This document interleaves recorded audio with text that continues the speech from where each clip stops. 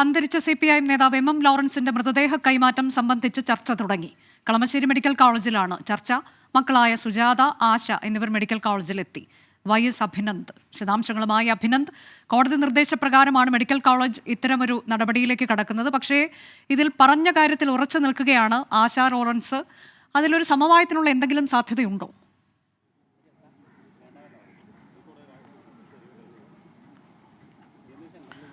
അനുജ, തീർച്ചയായിട്ടും അങ്ങനെ തന്നെ. ആശാ ലോറൻസ് ആ ഒരു നിലപാടിൽ തന്നെ ഉറച്ചു നിൽക്കുന്ന സാഹചര്യമാണുള്ളത്. ഇതിനോടകം തന്നെ CPI നേതാക്കൾക്കെതിരെയും ML സജീവനെതിരെയും ആശാ ലോറൻസ് പരാതി നൽകിയിരുന്നു. എറണാകുളം നോർത്ത് പോലീസ് ഇതുമായി ബന്ധപ്പെട്ട കേസ് രജിസ്റ്റർ ചെയ്ത് അന്വേഷണവും ആരംഭിച്ചിട്ടുമുണ്ട്.